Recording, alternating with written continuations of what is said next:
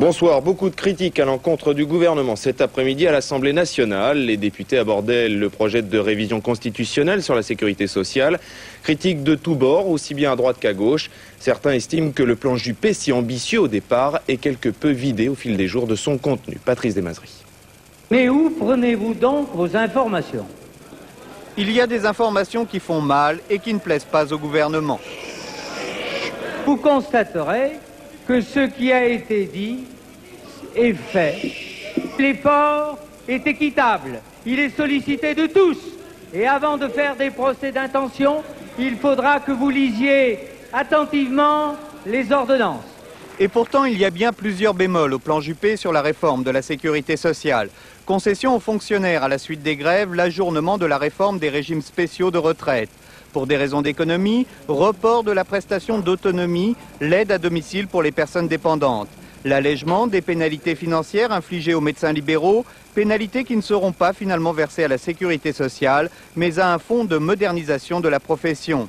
Et pour finir, le report de l'imposition des allocations familiales. Que reste-t-il? Un nouvel impôt, le remboursement de la dette sociale, 0,5% prélevé sur tous les revenus, mis en place dès le mois prochain. Et aussi le renforcement des pouvoirs du Parlement qui devrait pouvoir fixer les grands choix financiers de la sécurité sociale après révision de la Constitution. Mais le vote du Parlement n'aura qu'un caractère indicatif sur l'évolution des dépenses de santé. Aujourd'hui, ce sont les députés de la majorité, RPR en tête, qui jouent les trublions.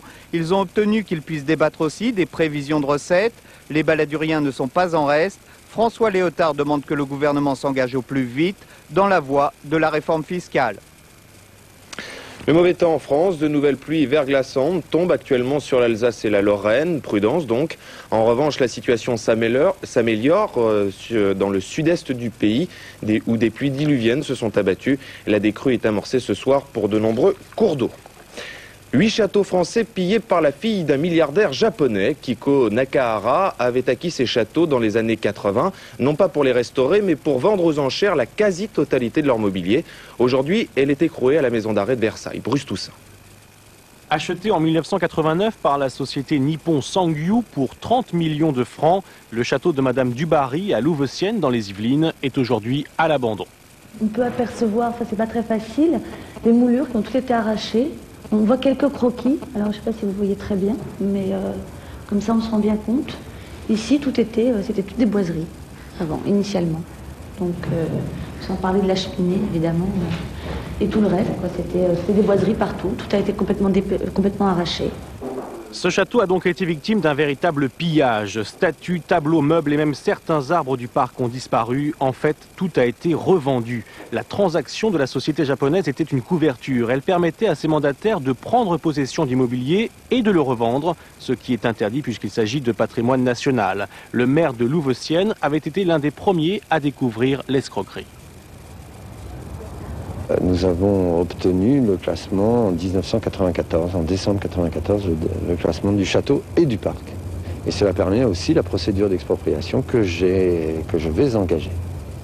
L'affaire remonte en fait à 1984. À cette époque, la fille du PDG de cette société avait décidé de venir en Europe pour acheter une quinzaine de châteaux, dont 8 en France. Des châteaux qui ont tous connu le même sort. Règlement de compte à l'Arc, Jacques Crozmarie, le président démissionnaire, accuse aujourd'hui le professeur Léon Schwarzenberg d'avoir encaissé un chèque d'1 million de francs au travers des services comptables de l'Arc. Le cancérologue a reconnu l'existence de ce chèque, mais a refusé toute accusation de détournement. Il menace à présent d'engager des poursuites judiciaires à l'encontre de Jacques Crozmarie. Le livre du docteur Gubler, le médecin de François Mitterrand, pourrait être diffusé sur Internet. Un mordu de l'informatique annonce qu'il va publier l'ensemble de l'ouvrage sur le réseau. Il s'expose à son tour à des poursuites. Moins de morts sur les routes en 1995. La sécurité routière estime que le nombre de tués devrait être inférieur à 8500, soit une baisse de 0,4% par rapport à l'année précédente. Prévision du temps avec Sophie Levers.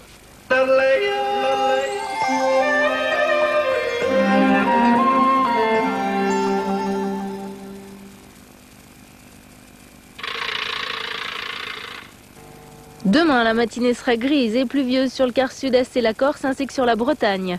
Il neigera à partir de 1500 mètres d'altitude sur les Alpes. Le ciel sera couvert sur le Nord-Pas-de-Calais et la Franche-Comté. Partout ailleurs, le temps sera variable avec en prime des averses sur le sud-ouest.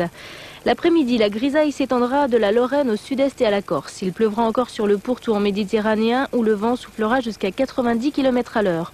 Le reste du pays connaîtra une alternance d'éclaircies, de passages nuageux entrecoupés par quelques averses sur la Bretagne et le sud-ouest. Quant aux températures, elles varieront de 0 degré à Strasbourg jusqu'à 15 degrés à Ajaccio. Je vous souhaite une excellente fin de soirée sur Canal+.